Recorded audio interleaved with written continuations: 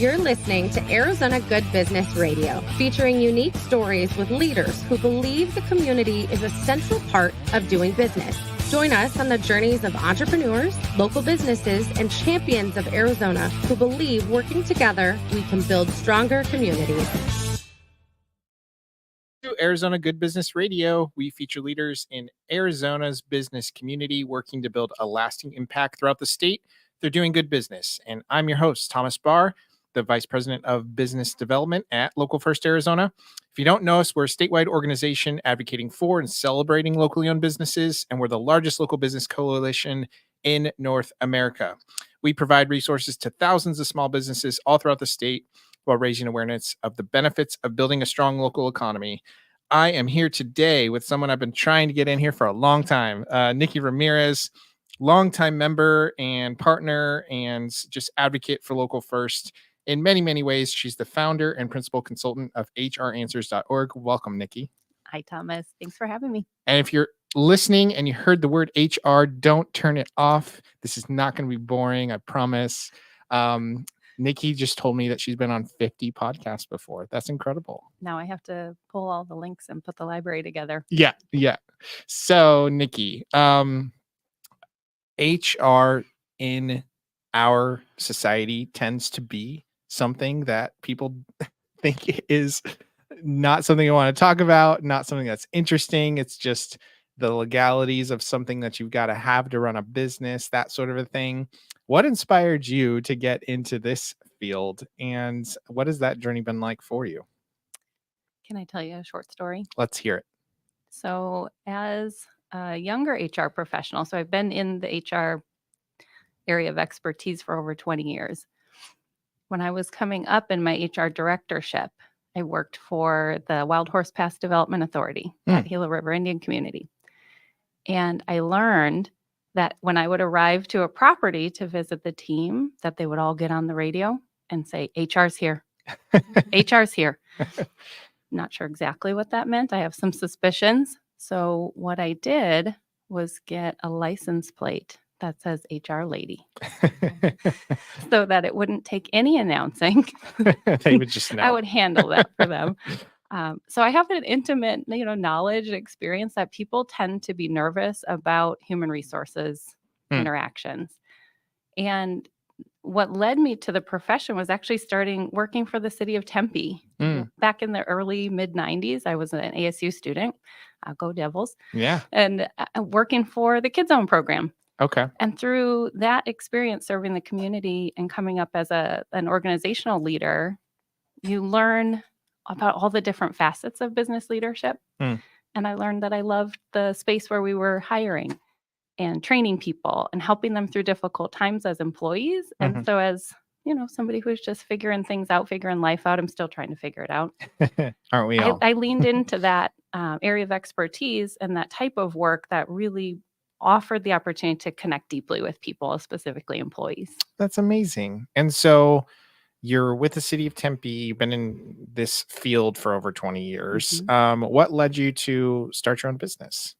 Well, I was working for a very large national payroll company as an HR consultant, and I'll always be so grateful for that opportunity because what it did was really teach me that I loved HR consulting. And they had such a nice, foundational structure in place. It was a very good place for me to learn what the options were in terms of providing services for small businesses. And at a certain point, my husband's also a small business owner and entrepreneur here in Arizona. He's an attorney. He was already on his own, had left the big law practice arena. And we kind of looked at each other over sushi one night. And I said, I think I can do this thing. I think the thing that I loved about working with that company, the things that I've loved about being an HR director, I think I can marry it all together and bring this to our community and bring my own vision to life, which is really just to be able to provide experiences for leaders and employees that improve their lives at work so that when we cross paths in the parking lot at the store on the street, that we're just happier people. And That's great. I just learned it's kind of like growing up in your parents' household or your grandma's house or whoever, and you kind of see the things you don't like about them that are pretty instructive. Yeah, sure, sure. So I really did build our services around the things I wish that I could have done under that bigger corporate umbrella. Very cool.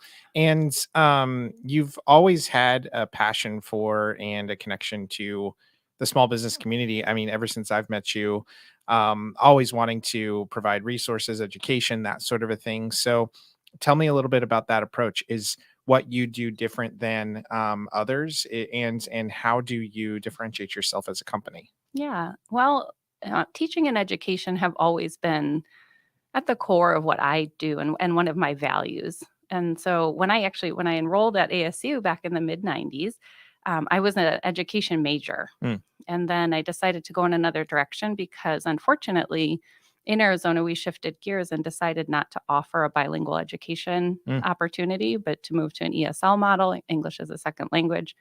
I didn't necessarily support that, nor do I necessarily support that today. And so I switched to a Spanish literature major. mm, But along the way, I've come back to education always. I taught at community college at Chandler Gilbert Community College. I taught a class for the Gila River Indian community on supervision and leadership. mm.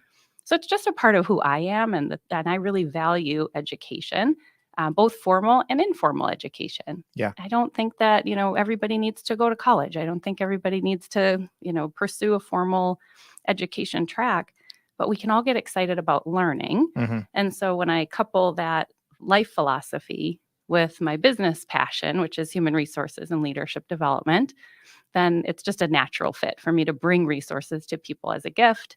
I'm often just saying, like, how can I share this with you? How can I share this with your community?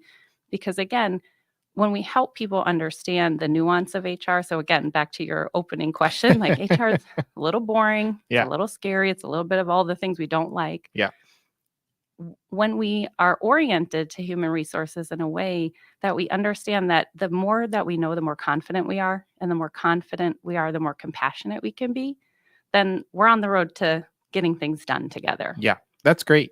And so we've laid the ground on your why. Like that's super meaningful. And if I look at today and I look back at the last 5 years, 4 years, even the last 10, 11 years that I've been with Local First, there's been so many changes in what it takes to run a business, what businesses need to be focusing on, and HR is not left out of that picture. There's so many things that are involved in that.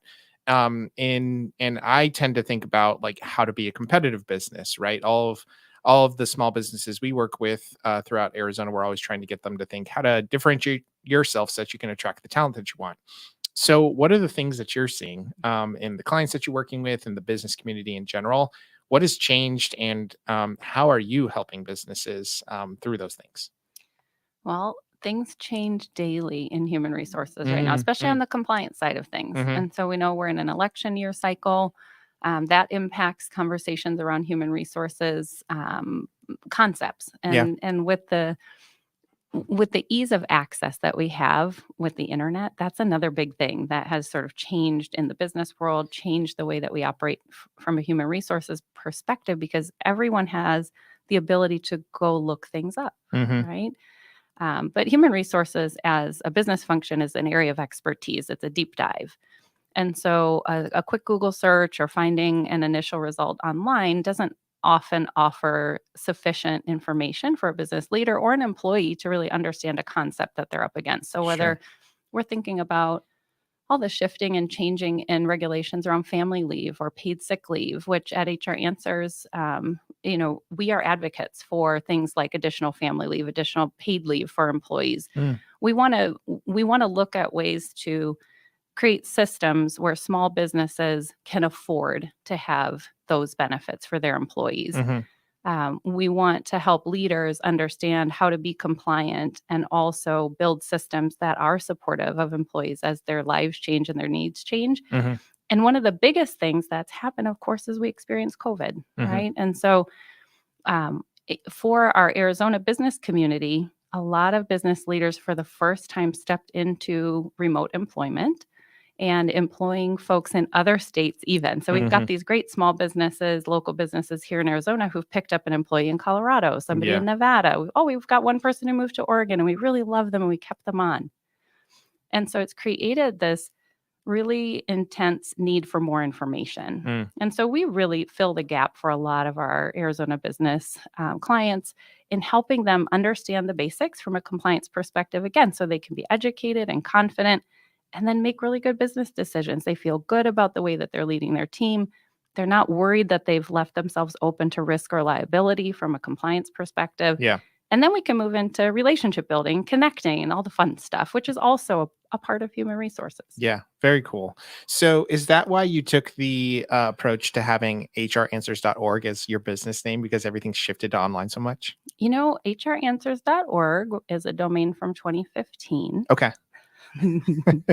I've always been a virtual business. My team, I do have team members here in Arizona, but Mm. our team is geographically dispersed. So Cool. North Carolina, New Jersey, Utah. We've had people in Colorado, California, Florida. So you've done this for a while.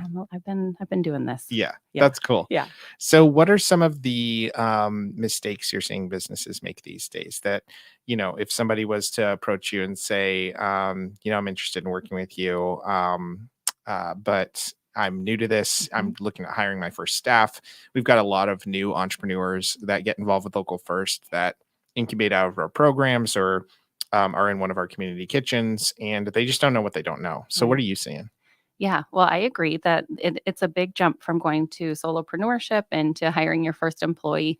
And so we actually have a particular way that we work with people in that space. And somebody asked me the other day just about how that service was built. Um, and it was really a question also about pricing, because if you look at the rest of the work that we do, it's not competitive or aligned pricing. Okay. Okay, because the offering is meant to be there for someone who wants to take time to learn what it takes to employ a person, even one employee, Yeah. and they don't have the resources for that. Yeah. So, so we know that it's a unique and special opportunity to support someone who's about to hire their first employee or to build a small team around them. And the mistakes that people make most often are simply just Googling it. Like, again, Mm. it's such a deep area of expertise at this point because of the compliance aspect.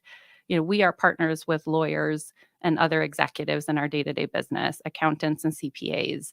And each person brings this knowledge base to the table that then we can share with a small business owner, because even if we have just one employee, we are subject to lots of rules and regulations. Yeah.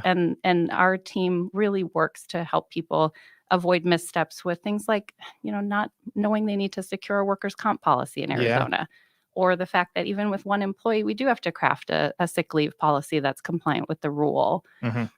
There are other just, bits and pieces regulations. So people are a little bit hasty about it. They get excited, rightfully, about Yeah. hiring an employee, and they move forward before thinking about all of the different foundational pieces that are needed to have a team. Yeah. Man, there's just so many things out there that businesses need to be aware of. And I'm just so grateful that we have such a great network that you're in, that we can rely on for that stuff.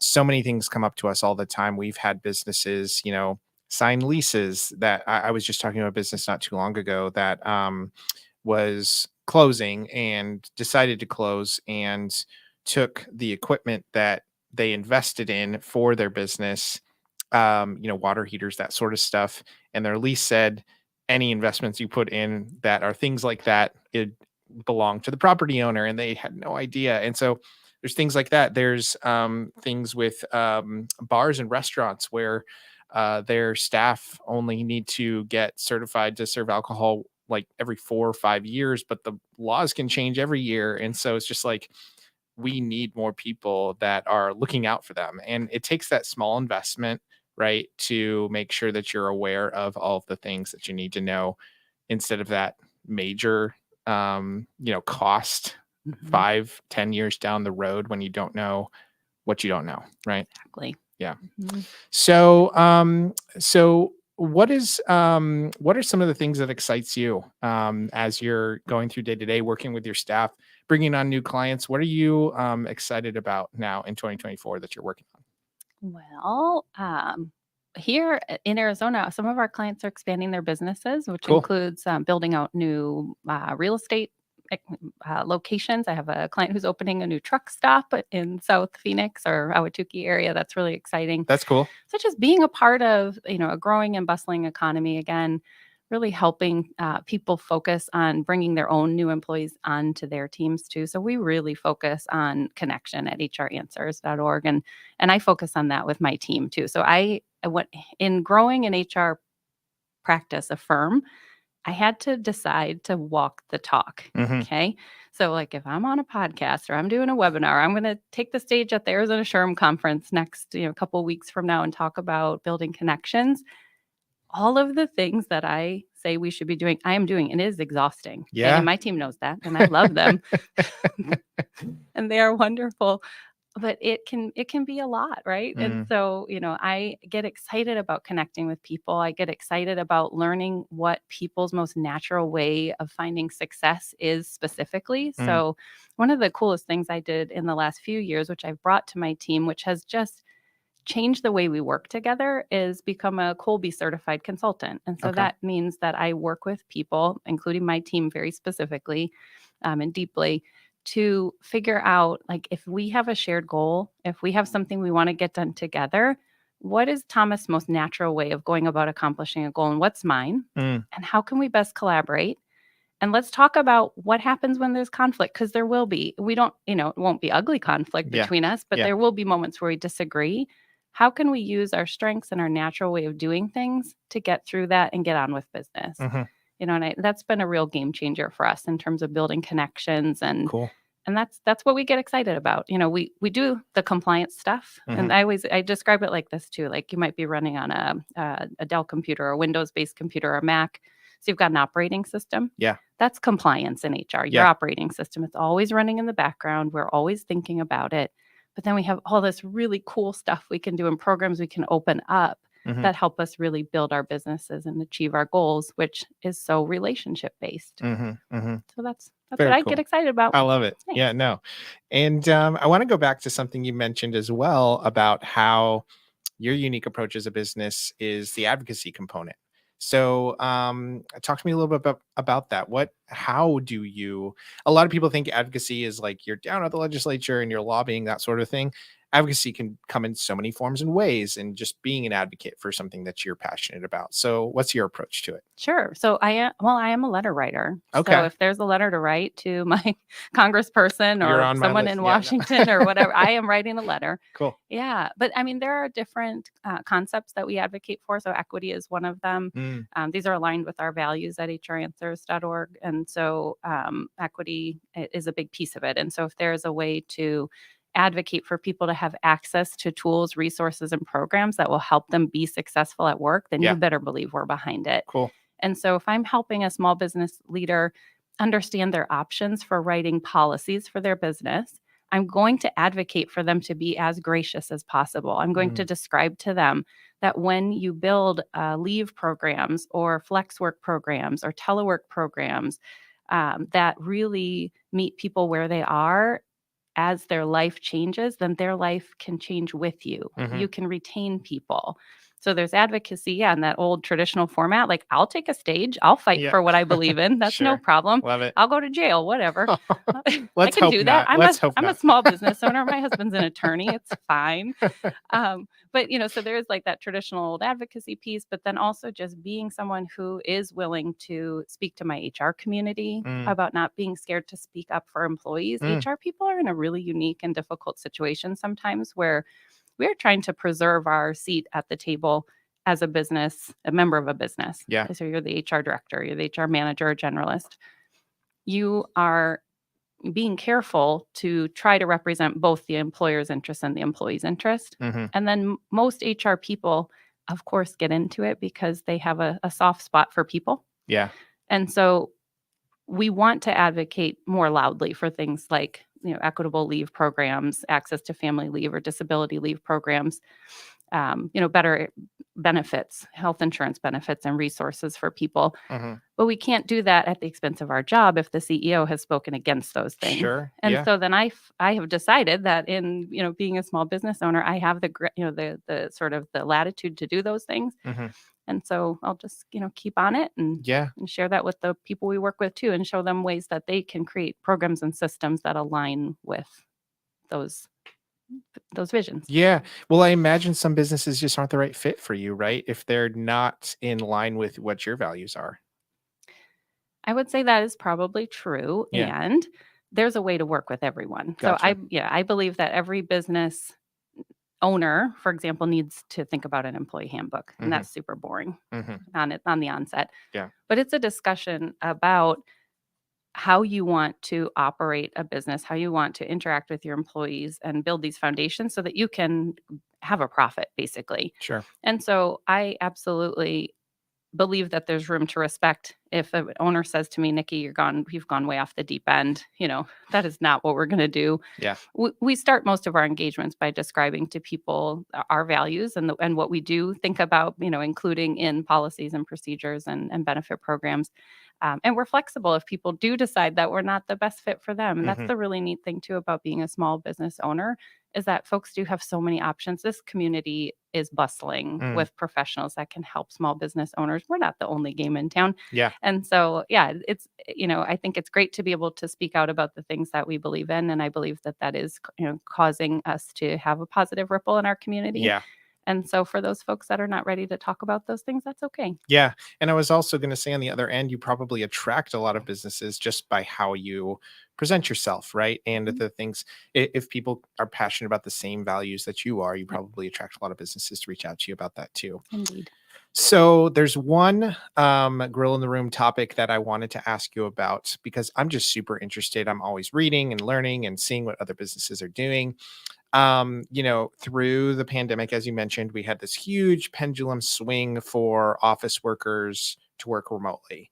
Almost, 100% went home. And a lot of businesses have started to try to bring them on back. And I've seen some businesses do it successfully, really, really well. One, Adam Goodman from Goodman's Interior, I saw an article about how they actually renovated their entire building to make it more enjoyable for people to actually just want to come back. And so he got feedback from all the staff and like, what would you actually want in an office setting if it was like your perfect place, that sort of a thing. And he reported that naturally people wanted to come back because it wasn't what it was before. So really cool approach to it. But then I've seen businesses do it really, really poorly and just like require it for almost no reason and not change anything at all. So what are you seeing out there? Is there a shift happening and the pendulum trying to swing back? Are businesses just forcibly making people come in and then seeing those people leave? Like what is going on from your perspective right now? Yeah, I think we are seeing such a varied approach. Yeah. Yeah. It's all over the place. It really is. It really is. And we worked with a lot of businesses that didn't have the option to, choose remote work too. So Yeah. lots of our hospitality clients Yeah. and retail clients, our gas station folks that we love and work with for so Yeah. long, that wasn't an option. So we're kind of like, oh, business as usual for them. Yeah. But when we're thinking about those folks who did go and work from home for years, and then we've determined that the best case scenario is that they all come back to the office, folks are not going to be accepting of that without some good reasoning. And Mhm. that's one of the shifts that we've actually seen in the workforce in general. Employees did really take the upper hand, let's say, for a while here because it has been so hard to fill open positions. Yeah. And that's okay. Yeah. That's a natural thing that happens in society. And so if we are leaders who are interested in building a business that their people love, then we'll do things like, Goodman's did in your example. We'll survey them and say, what are you looking for? What are your opinions? How can we engage you in this process? And so the Mhm. people that are doing it well are engaging their employees in the process, in designing a work experience that is not only equitable but enjoyable, Yeah. right? And so, yeah, you come to work and you have the workspace that makes sense for you.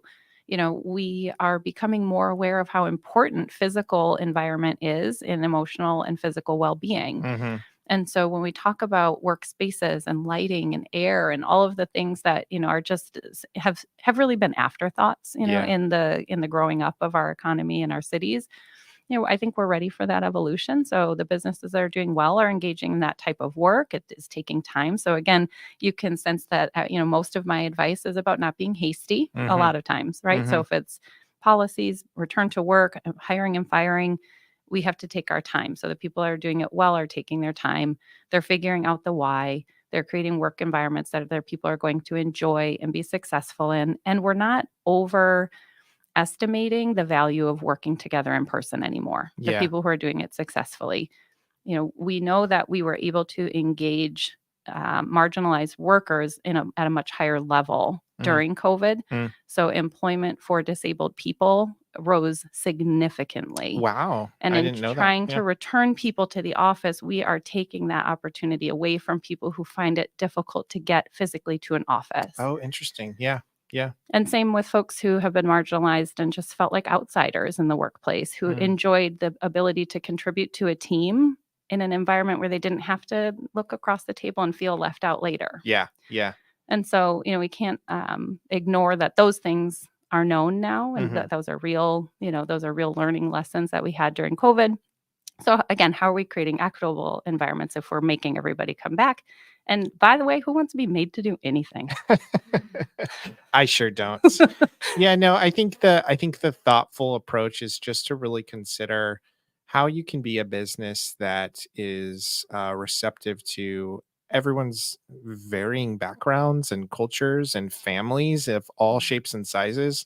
One thing I love that we do at Local First is just remember that we have so many different types of families. And I love when we have events and there's our staff's kids, coming right along and shaking the hands of business owners the whole way. It's just so fun. And so we always just try to be mindful of everybody's got a different background. Everybody had a different day, has a different day. I know kids got to be picked up at 3:30. So, everybody's got to be flexible to those things. Indeed. Yeah. Well, Nikki, it's been a pleasure having you on the show. If there was one thing that you would leave our listeners with, doesn't have to be with HR, but it could be, what would you tell them? Yeah, I'd say get out there and be good to people. Love that. Yeah. Love that. Very simple. Well, we'd like to thank you for listening today to Arizona Good Business. We hope you were inspired listening to a leader working to leave a legacy in Arizona through doing good business. And we'd like to thank our sponsor, Phoenix Business Radio, for always hosting us, and all of our legacy partners at Local First Arizona and members, including hranswers.org. This is Thomas Barr from Local First AZ, reminding you that if we want to build a better Arizona, we need to connect deeply with the local businesses that make us proud to call this place home. Thank you for listening to Arizona Good Business Radio with Local First Arizona, where entrepreneurs and local businesses come together to build stronger communities. We hope your business is inspired to take part in building a better Arizona.